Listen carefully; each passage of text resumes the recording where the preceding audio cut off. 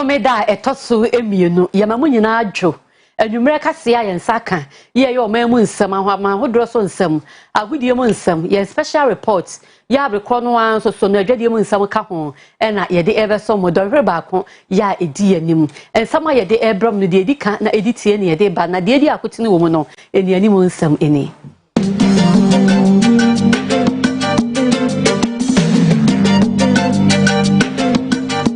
Nanado dankwa ekufado Ghana mampani ede sobo abo aborofo no se ewiem nsakra ya ekoso no dodo na afi wo mo a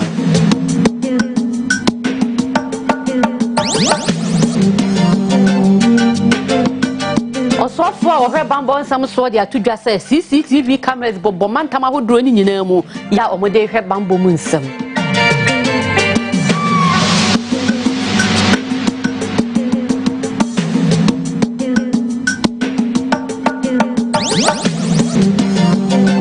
Mampani dada Jodramani Mahama ede atudwa se COVID-19 nro no ye ne betima ye de ede aboye ho ban TNT eni hwe no mu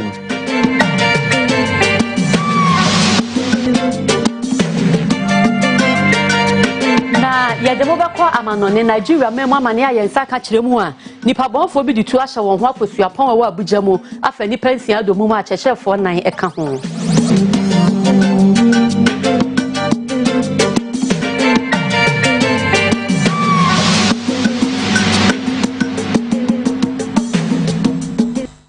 Abusafo nsam no edoso atifi nsam ene yede amamu yene a yene mode ahia ayeme oduefo na na sabere penaman menimenu aba mame efia nyako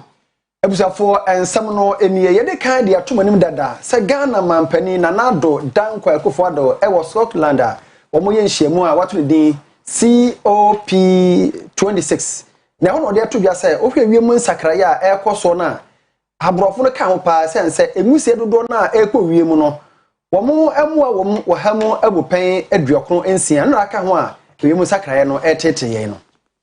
Ensakraya ahodo pii na aba ewiase enam so ama ebra kane na ewia ne osuo to no asesa kakra ye nam so ama Ghana mampani na adodankwa ekufuado de sobo kase pa na ebo aman ahodo a wo bibidie omampani nkase mu ewo dwumade sonko a ekoso wo Scotland mamu na wo twem se ohwe emfidi ahodo a aman wo bibidie didi onyuma ene niyama bi a oye ewo mamu a eka ho bi ma ewiem sakraye adum pempenso a eduro de ensusanso bone ahodo ebre adasan omampani to an nsem so no kire ne ya odi efa amahodo no ensema ya okafa bibima ho se bibiman dwumadi ahodo edi wo habit se ekuayo ene efuma gudie tuo eka ho bi ena ama ensakraye aba. We suffer the most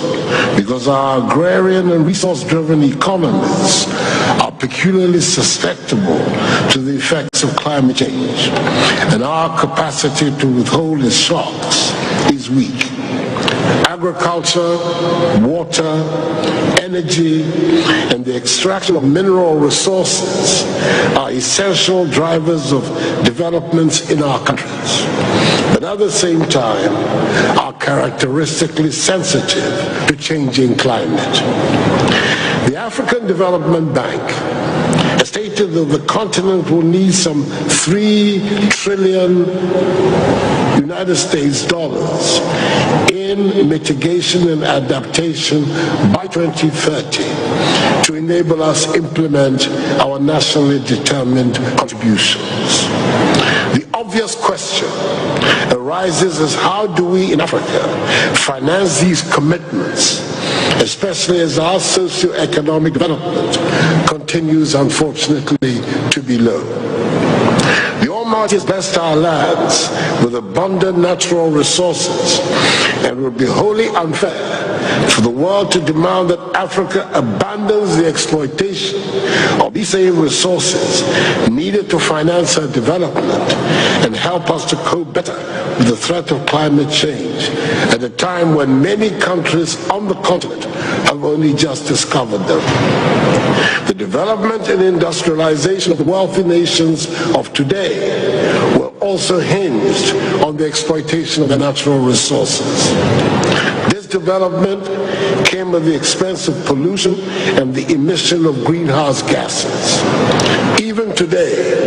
the Western world is responsible for 76% of carbon emissions.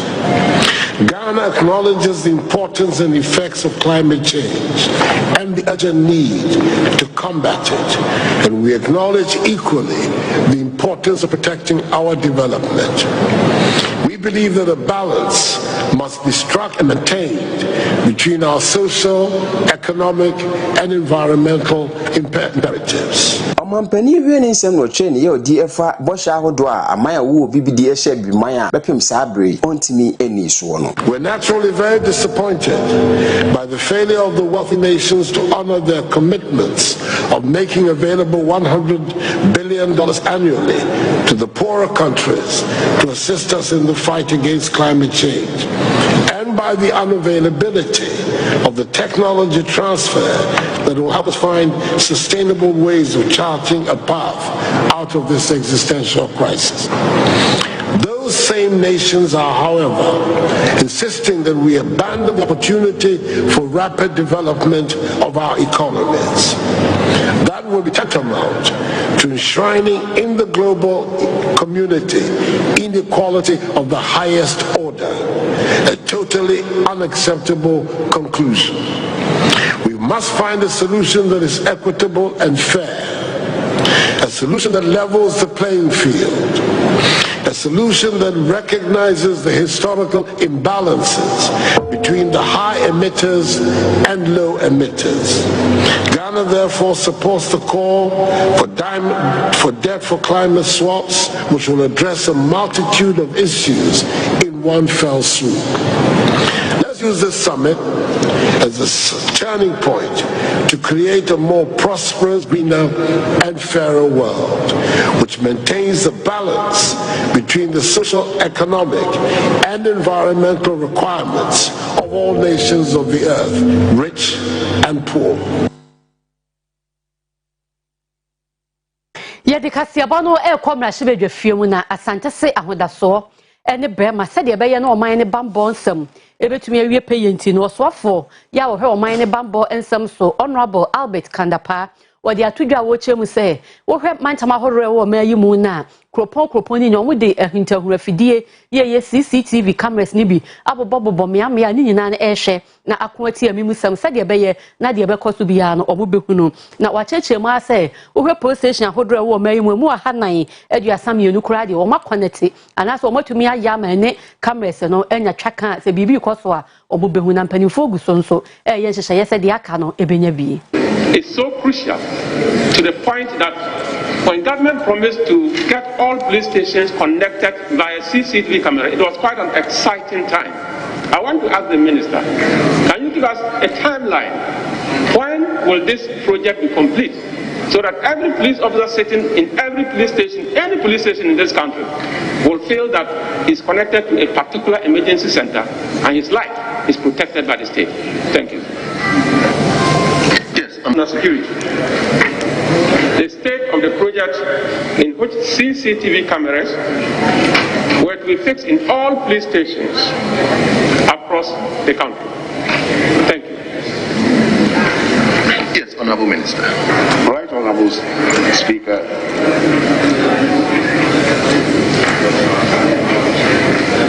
Video surveillance systems, the CCTV cameras, have become a very critical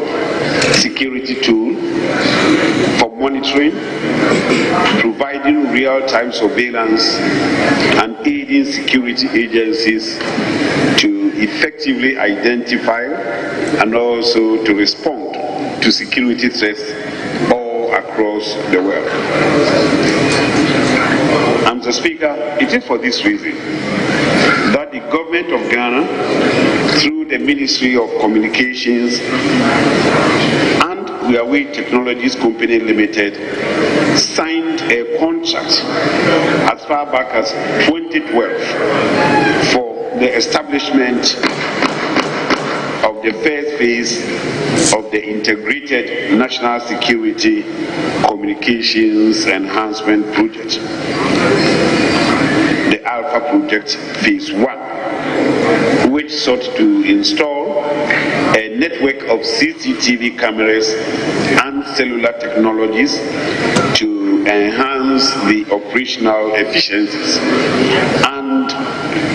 cellular efficiencies of the security and intelligence agencies of the country. Mr. Speaker, that phase of the project delivered about 800 CCTV cameras in Accra, Kumasi, Takoradi, and some critical border areas like Aflao, Elubo, and Paga. Also, other critical national installations and some major towns across the country were covered. It also delivered a national command center and other operations centers for emergency response and command and control for law enforcement, security. And Oman Dada John Dramani Mahama Akasa ewo dwumadi a watu ne din African Economic Congress eno eye TV so de anasa internet de friend say virtual no ena ode to dwa say so we COVID-19 na koya efa so a yenya nnuro no ye berepa wa bibirim hanom ka wo no nko na nkampanifo ahwe nwuma ye wo ewo ye mamu a mo betima frafra mu nnuro no ne ye mom sika wo metumi ede aye san say enu anya na wa nom ne kakapempen enwo no nkyene nem no wote no nyina wo ha yebitim da yes anema no free break COVID-19 yare mo wan eyi ne ti ewu wiase no nipa ahodo pi ene nam so a wafiri akyasefo asasi so a asa anya nsusaso bone ahodo na awo nipa asetene bene sikasem ye nam so ama akane mampani John Dramani Mahama enei ababonten de adhwede ato amampanifo ahodo wa bimanum se enwo akohia pa so obeye nhye mapa ne nam so ama COVID-19 no ede wo adehye no yatimi ayebi wo abibimam amampani dada nkase yemu ne wotwem se ne amahodo nyina obia ye de betimi apɛ duro dia wona de hye no edu ba bia na ma enuro no ho ayeden pa enti enei amampanifo wa bimam ma ne wansem hia se be ya obetimi aye nhye ne nam so ama enuro de be wa de hye wa bimam no yatimi aye ne wo omayi mu. This figure of about 8.5 million is deceptive. We know our testing capacity is far from optimal. The fact, as reported by WHO, that 6 out of 7 infections go undetected in Africa is a very worrying one.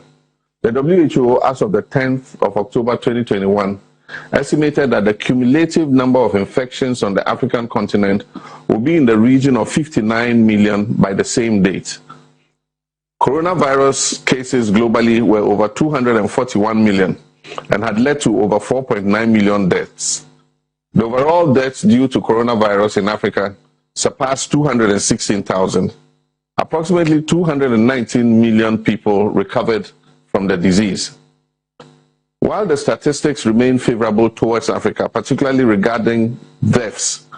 we cannot discount the impact of the pandemic on our continent. We mourn the lost souls, acknowledge the burden and sorrow of families and loved ones left behind. Unfortunately, our mother continent is lagging in terms of vaccinations. This calls for a radical shift in strategy, a concerted effort by governments to secure and vaccinate their populations, while educating them to strictly observe all preventive protocols. The reality, however, is that the pandemic may be with us for a while longer. My brothers and sisters, I spent some time talking about the coronavirus pandemic because the negative impact on the socioeconomic fortunes of our African people has been massive. So insidious has it been that it has literally relegated many of the challenges facing our people. Challenges such as unemployment, bad governance, corruption, inadequate health facilities, poor roads, insecurity, and many others.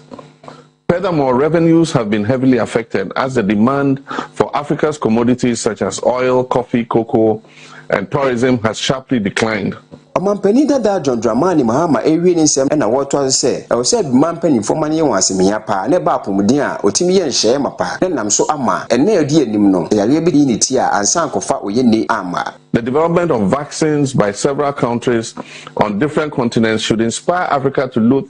both outwards and inwards for solutions. Here are a few ways we can do that. First, we must address the big divide in healthcare capacities. According to the Center for Disease Dynamics, Economics and Policy, before the pandemic, Africa had reportedly an average of only 135 beds per 10,000 people and 35 physicians per 10,000 people.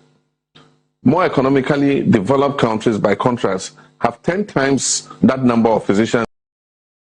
and nurses and spend nearly 60 on health. Africa can and must rise to this challenge. In addition, Africa must improve affordable access to medical supplies by building quality and cost-effective healthcare infrastructure and manufacturing capacity for pharmaceuticals, medicines, and vaccine production. This is why, as President of Ghana, I developed a program and supported Ghanaian pharmaceutical industries with stimulus packages to improve their efficiencies and enhance their productivity.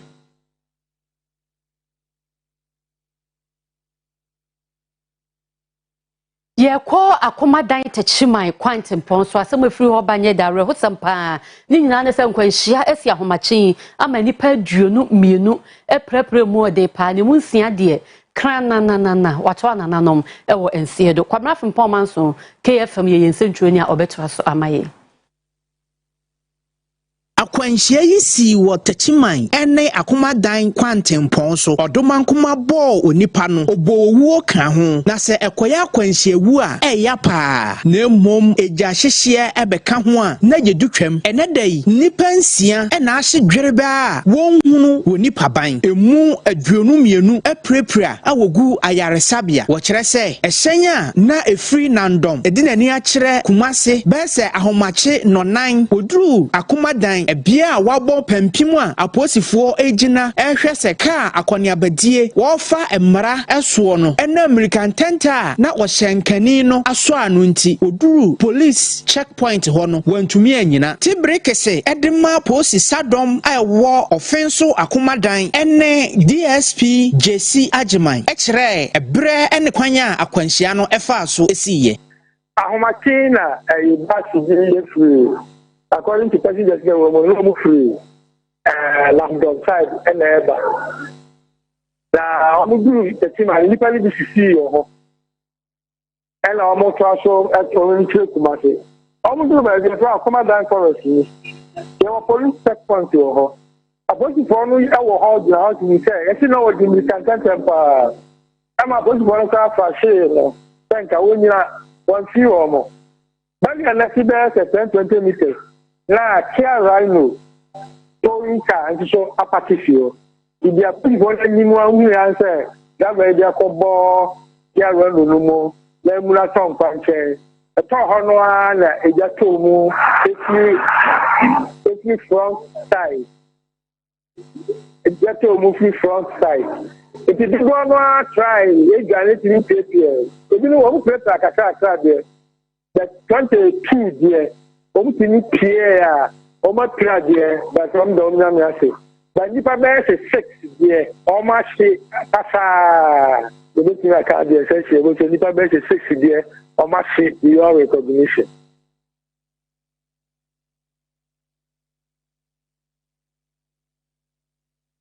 Ye be free arehosemi so na yakọ nsemfo from enyumakuo mienu de di kan eye African Network for Animal Welfare. NFA United Nations Environment Program akabom a ode nansan siwa obebodewro ede afa emo yi de ho NFA baabi a womote se de be ya eno so yense no ni betima bo ho ban de amamoa no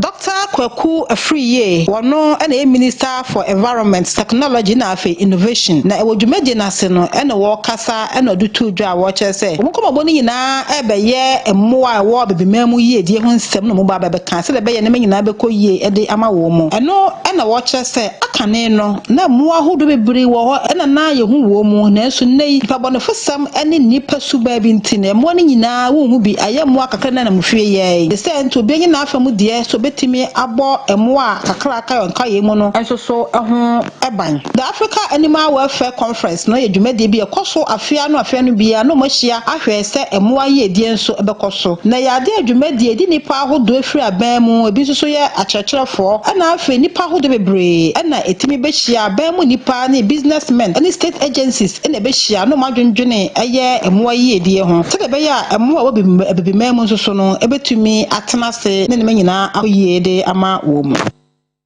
odasani enko ho nkucha timba enko ye galamse enye we ehono de ya reserve no se mo anu mo ntinem wo ye enko nyina na yankopon ebo asase no dasani no ye nipa oni what ni onipa dasani the human species is the most destructive animal you can find ya say asase no it is a ye say to anamo akoyechi na asase no ya say no ya poison no dia na mo na ewo mo so ye nso no ye say ye ba meeting say no na ye gogo ho say ana ye di hu komo say ye be on there enu na me sha it ya come ni say ye the resolution be ko Ghana, Burkina, South Sudan, DRC and I'm say akaba Yeko ogwe mantam emwoye fifi mantam no emu NDC amanyoko National Democratic Congress North and South ni nyina abato mpesua no omaye nsantwofo nhyiamu no etia mampani na musini a ode na Cape Coast mantam no emu no ofasame na ne wo ho no ma otonkra no National Democratic Congress NDC Cape Coast North and South and a was a press conference as a shadow Nina in there on Biara about to a watoi no confirming Mayor Ernest Atta don't buy abandon him seeing our Cape Coast Metro no where to Tabu the MP for Cape Coast South Honorable Kwaku Chagan Ekejina Court there and a monta wo to there what confirming MP or ka assembly oritia Mayor no na some kind no e being there or you or a criminal into umbra embrem no machim center onamda okan damsam oditia Mayor Ernest Arthur na nya oji ka cha okan odichire in some trafo no Mr. George Justice Arthur ono oye secretary Zima Cape Coast South NDC na osaso chirem de Kwaku Hagen oye MP Honorable Kennedy ho oyo obi a nanyo defom sensam nyina na ozo bazaar na ko onya sapapo sande asema meso wokoto abani wi a wogezi de wankoye no Honorable Yara na otwetwe hona akoma de oho yandwen ogwa ho puntu ansa na bibia ban otumdwedwe hona akoma monto afako court na awumoma eye mawia eye unifier no etum enya kokudu akokot za enwon so de oyaza wo be hye wo papa sisia de we won de boot for boot akwantu no wa hye ase enti no oyaza oye NDC wo Cape Coast North and South de wose wo ka kire Ernest Atta oye mayor de sisia de we dumo odu odi sa oyaza wo botwa wani central wakaka wama yet wanda mun kai wama mampanyin His Excellency Nana Ado Dankwa Akufo-Addo onto da masemi yana mami batan owura Marigold Asa oye fifi manto musuafo osabere makwe sata oye ehinpon ewo igwe mensinimu otodu ebie Assembly Coordinating Director, presiding member of the Assembly members are yenem person do we mensini mu ha mpanyimfo a wode edumoku ano ewo igwe mensini mu na igwe man nyina want the masemi then MC nyina o mampanyine de bede o fom puntu sam number ke gwema ni nyina mbom na ye nyina ye ma igwai onko na nyim no we dikan o de MP onyina chimanso o de kokot o de MP ni timi bi o de MP no de kokot onyina ne chimanso na dem azi Echo, Igwebe ya no gay. Awa, what waba, the Megwenya yenu, and then Pinaka in a court. What did I say, Guayame? And Funkabum in Fambugway, who papen, Nepedesibo, Igweme Maha. Abusafo na nsen ensu a na etotototo no okọ amwana praso a press before school e ho no nsu toy ama school dan nyina bubui ebesi ne yenye ho hwe ne santi ohene ya wo ho no na napaku agema otoso mienu ene ne manfo ade adesrede ato aban nim se abanye bibi ma wo mo na school dan no onsan mesima wo mo bio Nana ane ne mpanimfo efa saa kwan no so ede desrade akese ato aban ane mpanimfo nyinaa nim se enmanim ye mumra mu no ha akese a wo mu mummaye ma wo mu se de be ye school fo nkola betumi akọ school nana opoko agima otoso mienu ne mpanimfo ade nsem ese nyinaa tudwa emra sentrofo kopie mu ho won komobomu no ene ode nsem ese nyinaa tudwa ene ode sra aban se enmanim ya womwa na contractor mode contract ma no ananka wo se agyanan bia bia ma wo mu no pempinu ane edunkron ena ka Shase, we free walk rock paper baby atna, enya de se waba hon ne sre. On kan kire contractor no san emeye se jana bia ne ma wo mu san se. Jana bia ni ho ni nti no, ama manfo wo ho ba bia munye jo mu na we kro no mu basa. Wo san fa sa akwanya ne so sre wo mu se. Amframa ebu school dan ne san bubu jana bia no, asan so bubu eye na hemfie. Be sempany for se o meya hemfie no ema wo mu se be ye ne ma nyina betimi akoye. E de ama manfo a wo mu e wo ho. Su branch mo si Mwana praso no enya sem ketwa from mani su etoy efisi ya wo mbesi na kra mu vida ba himfie chie mbuse wom tie misre MP DCE omani na nakufu ado na daruma suma aboafo mbehwe ma himfie no ebu na daruma ntina mti baabi omebua me na omepeje ma himfie ni nsi ho ye panisi ohine bu anu ani machia na ohine na himfie bua krona litibra wahi disana na pamfo so omebo krodu yi na de ehia bia omebo aye eyimia baby entra isuku ni de dadaruma omebo aye etiafi omebo aye ye bridge mienu a aye huhuhu a ka mienu ntimi embo nsa ho no adaruma central for madaruma muna muka akonanim muna muka bisu a ewom muna motworo so eduru aban nanu sem mema ai na menu mo hie wiabri ene ma mpanifo praso mpani achiame school fo animdifo omo wa manone ni omo ewo fie nyina omebu akure den kure nanim sebe obi bebo ante se wa boa ensu brace ma himfie ya chibuye bitu kwa kakra me baya se na bese kohwe ye presby school from class 1 to classes paper ya chance and chance ya wo good arso there esusu a 10 to say graphic mesra nana ekufuado ene na mam penia wono mo ebu aban yesiesi o mema no korenim na mpuntuo kɔ n'anim no sɛ ɔmmra mɛhwe school dan no yɛsɛ efiri duada ɛkɔ 6 blocks block ni nyinaa abu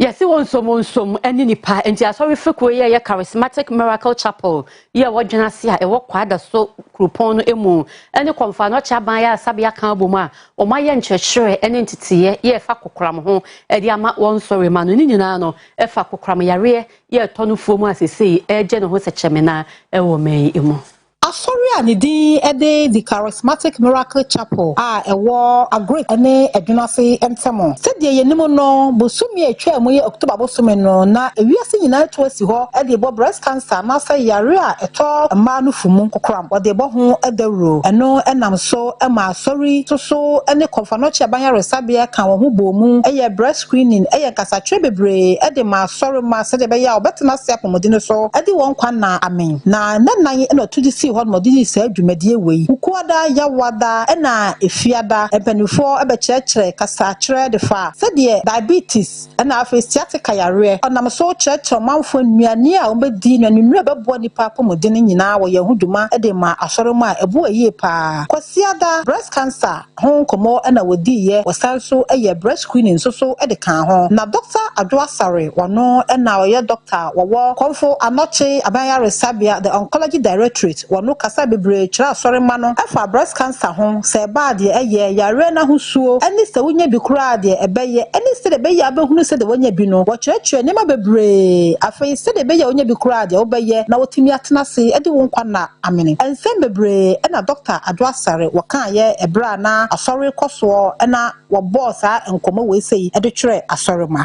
every be 60 years ekɔ no ɛna yɛ ana wotai nya saa cancer we but ɛnɛ no yesu yehunu sɛ mmabaawa bebree 330 ye will be cry your patients ni bi wɔ hɔ a 25 30 35 40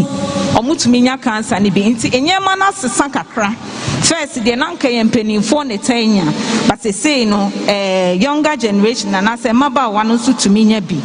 na de nti a yɛ saa ne sɛ ye moje mu no ye frɛ bibi jeans anase nieme bia ema ye dance ano achi no osopanyina awoda the charismatic miracle chapel ano Dr. Kwame Piedu Menu bishop ono so ne central for bonkomo e kire isenti a ma kwan ma sa dwumadie we so de hyehye so ne no o kire say we beboa asɔre ma na sɛ de be amanfo nyina betena asa na sa asɔre ma betimi atena ase ye asom nyame yie no ni nyina aka ho bi no wo behwɛ sɛ amanfo apɔmudin betimi akoyie ama asɔre ma ɛno nti no ne sabia ne ka bo mu a wo de sa we hyehye so a ɛboa bebree ɛnse bebree na sɔpanyin Dr. Bishop Kwame Piedu Menu body etu dwa ye di dwuma we ne kwasi e de ama asɔre ma nyina san sɛ osumi we breast cancer month ayade atomo sɛ yade we yade a ɛha nipa awa asase so na wa hunu ne bubre ehunu ne kasu a awiye no e de bɔne na ɛba nti ye yade sredi ne sɛ wo a wotie no nya nya bi a koye bi wo ya wo mu emehu bi a me show mu sɛ wote ne sɛ ya bibi bɛyɛ wo ana wo huna bibi bɛka wa koma na sɛ ya bi do bɛtofo ade wunni hu nimdeɛ ne sɛ wa bra ɛno akyi no manfo mo skɔ hwɛ mo no fu mo so kyerɛ suahunu mahunu ɛna mo ne agye ɛne deɛ nti mo so tumi akɔyɛ na akɔyɛ yɛ kora no suahunu a wanya ɛde afa ho sɛ bebree ka we ho ɛna amanfo nso so ɛkan that check up no me time peniko nti ɛne to ayɛ ɔna ne amia ne ni ma participate na one thing I mention and so they say all the time me self check na how I may no say you're wrong and then the shit was something me say mo na endo and then na me again was some starting feel more to I said you may and again now baby he said yes that time I go hospital and for checking say I checking and I say you go say yembra ejuma se kuti me yendere di mama ha se na kwa yi dan se ma to the dia ya and shine to the science ko yi so ka church say I am not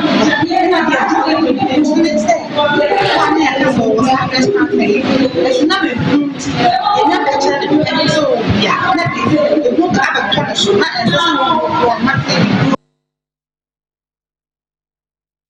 Abusafo enyumakuo mienu eye Hope Foundation NFA Patriotic Ambassadors ya ora oheneba Kofi Edum eka ho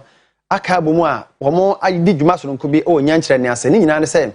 obetima bo enkwa ho ban na ora oheneba Kofi Edum ne yate ere se womo pre MPP amanyeko no tetere ni wasante mantemi mu no so ka ho bi Oyerepa Kofi Edubewua we patron Edemaku and din Ede Patriotic Ambassadors Movement ewo NPP amanyoko num woni ne kuo ma no ene kuo ba kwa ne din Ede Project Wheel of Hope Foundation ene kabo mu a won mo eye free screen Ede ma ema ewo asantemantemu emia bi tese atasman so nyankyere ne ase bantema ene afoforo mienu a eka ho openi ekire mu a se ne be ya ne manfo ebenya pomden ne titiru ene ma enu nti anodi dwumadi etese yeyi a ono akasa yi ne botom sika etua ne nyina ho ka ema doctor fo ne nurse fo fo sa hwehwemu no edema ema etipa na eda so early detection saves lives a wo kire se utimi hu ntem se kokram ya de se wo bia ebetimi aboa wo age wo nkwa abred mede ne ekoso no nsam trofo ebopini no ene ne twetwe nkomo ensam otimi ede to dwa ebi eni wo hwe doctors a omo edi ade ni momo Ghana for some years omo ekusubo ema ne ada disease a non-profit but me so as a nipa asante da makoma so omo ba be home say omo pese omo program na omo hia sponsorship and at this month so a breast cancer awareness month it na say I was say mitimi den so masne to try 5 locations now say engage more doctors more be support na just say MSS can cost rate na me say me fa to makoma so sanse asante eda makoma so na yenua ma no mo ne ma me no so eda makoma so sense ba ko yare a oba ba ko e twa ne nofo a effect abusuan dodo bebre ndi so hwe oba ba ko na oboa no na ohun ntem na doctors no so boa necessary surgery say advice bi on be man no eboa eno nti na me so me de me ho boa for say ne me de me ho boa afore ma asante me so me boa na mama dwumadi na yede akoso Dr. Kuma Brobe Jr. Medical practitioner ono na dwumadi no esi ne na so ono so sam trofo ene ne kasa say anode to dwa. Okay, so cancer per se yentimi cancer will cure, but saying early stages na end spread dey na ya isolated to no for nkwano so tie na say yi saying say lamp na hye na say yi no nko na bia depending on stage I drew no so me dey drew kana e betimi cure no but say e drew level be dia na treatment na ending ntine advice say you do detecting earlier it saves life. Prevention per se yentimi kase bia we betima preventing no say if you are prone to it because I didn't find say genes say we bush mu na say one heritage gene na you can't necessarily so betima preventing no but if I saying no man can give to say to die didie mu etimi no be what say sanom cigarette ni na etimi prone make you prone to cancer even so also I say be ma say no mo no fumu edu kakra no obo bridge na support na mo fa de micro trauma say be micro traumas ne ma so micro traumas ne ba na so we prone to cancer etimi predispose more to cancer than obi as be onye predisposed to cancer. Ajiana na Fatima or a member Edma NPP Amanyoku ewo USA abrochime ono so be page media no ase ebe ye screen ebi we in some trouble ene ne twetwe nkomo sei anode tu dwa. Oh, check up there very important too. And I saw the back on so oma ukunu so ode ne nsa omiemia.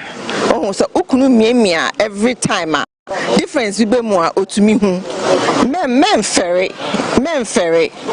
no man no mane massage mu ye ma o ye so we need no so na need ho na ni nyina so na osa so ye exams ama wo into 3 in 1 oh 3 in 1 na every month or so ye aya ugina mirror mu a de bia na wa hwe wa de wo hwe wa de na wa weni age wa de ho na wa exam ho. Obsafo said the matter no ya manima ho kwan na mema no fa wonsa ehwe no for na hu se badwo bi o ma na se badwo bi anim eno se ya na mane fe boa pa mane fe ru omukuru o da bi wo fe se ne nya adwen da bi ipe mo awrade nyina wani na fere no de etese nti no ye gina we se so na ya tonkra ye ba ya pe no baba isa sports lawyer wa ha for the sports to aso.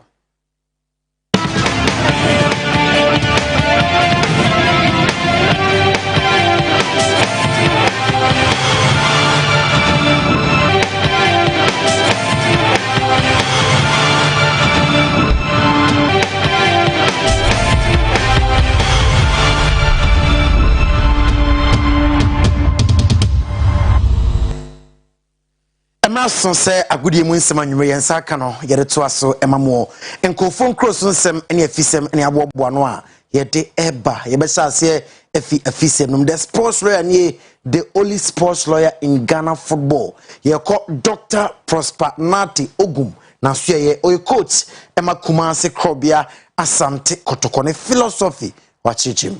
new game model. I mean, players would have to try and think the way the coach thinks, believe in the way the coach believes football should be played. And they are not used to the game model. So bringing in new players, trying to blend them with the old guys, hitherto the old guys didn't have any game model. So I'm bringing in a game model. So it is my responsibility to ensure that they understand the game model, the concept within the game model, how to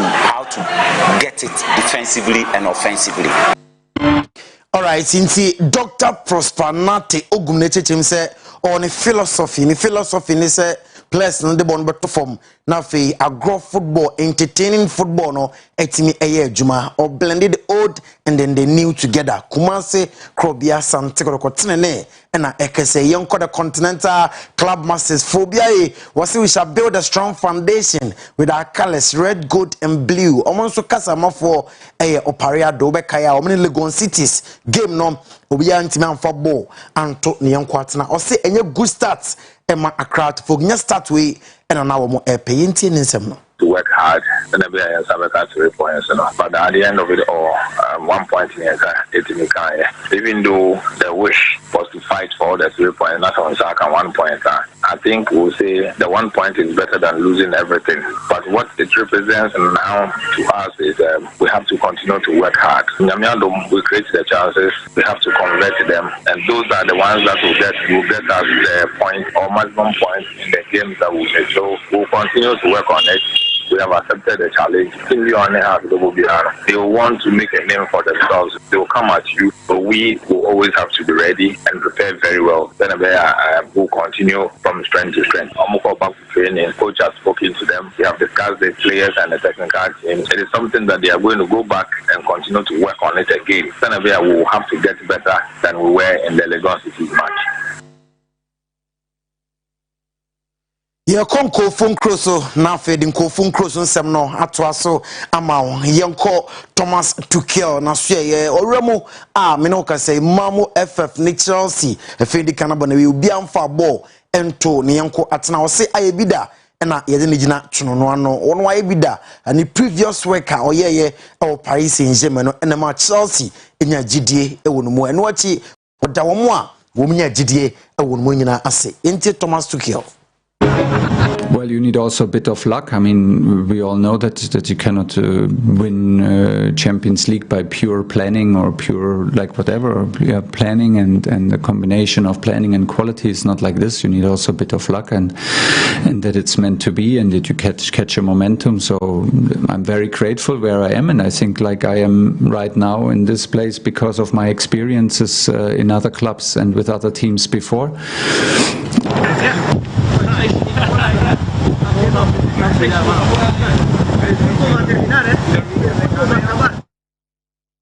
Eno Thomas Tuchel of Chelsea the same way and so to nim yenko Monday night football num enra ewo Molinos Stadium yenya Wolverhampton Wanderers a womo etimi eti Everton bom ekamienu a Everton so eti ekaremu ba ko Monday night football highlight.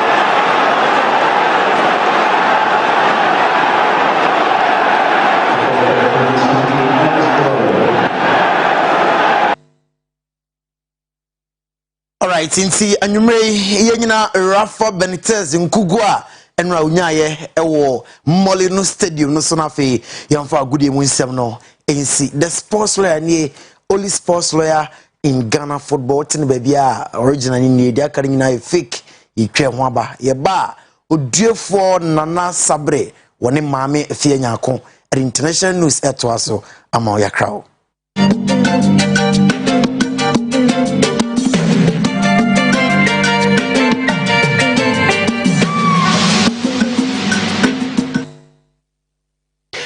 Yada Baba Isa the sports lawyer say ye bro so ne akọ amahodo so nsem Nigeria hinkro Abuja mu University of Abuja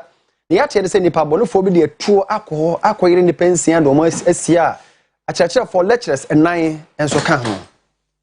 and crying say can every Siapon kese wo Abuja Nigeria memu tremu a emimfo bi aboura Siapon no mu akwakoche lecturers 9 sanso na wache asuafo mienu polisifo wo Abuja de aba betuja say obeye ni obetimi bia say beye nipa bonifo a wotenetene wonsa de kohwe bandit atuatedom so no obetimi ache wo mu ni nyina mu wo de kokobonsem ma asuafo ahodo wo Nigeria memu say sene ne atuatedom etu oni asi Siapon wo Abuja mu no enye nwanwa obetimi ato aba be hye asuafo wo Siapon ahodo ni mu ni nyina mu no ye di obetimi bia se be ya obetimi abo asuafo wo Nigeria memu no eban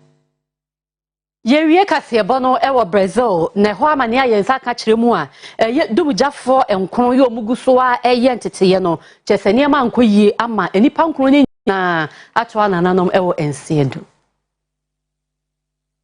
Arehosem crying say can every Brazil mem Boas Bocas I ben saparo echiremu a enipa aduonu nsu bia no woje ntete ababaye bambo jumafo botan bia no woje ntete omu no agu onso ama ekowi ase enipa nkono na every mu empanfo de ababatu dwa say sabre kase enipa numpe na watimi ayi wo mu a ode o makwakopie mu Mr. Ricardo Hospital ni nyina mu no abampanifo ati nipa hodo na agumu a obo a say be ya obetimi ayi adehye aka no panfo ababonten so ababetrim say ho akohia pa so betimi ayentete ama say nipa enam say afi nkwa ya hodo Brazil memu no ya de a eja atom ahye dodo na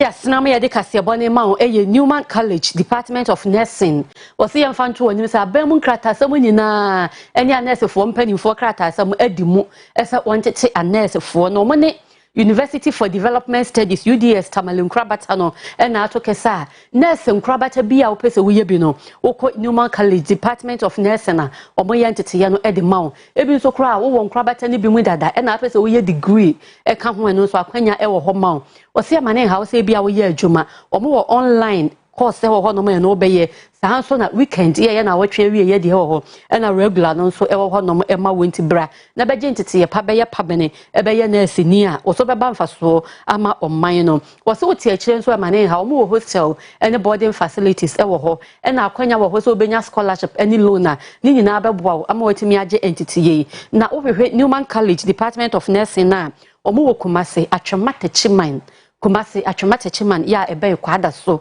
ana from 0574 661117 0574 661117 Newman College Department of Nursing kwai na kwaje ntete pamfidie ne niema a emo ntete ye ne edi mu nyina no ebi ewo Abusafo de da yeso ya ne pitri hana kasebo no brebe makwan na ye de mosie ye ne yeso ye eyeme Oduefo Nana Sabre pinaman meniminu yaba mame efia nyako yedamase mamumu ne hwe ye sorry de na ye bekwa anansi krombre nche bia na meye hwan atoaso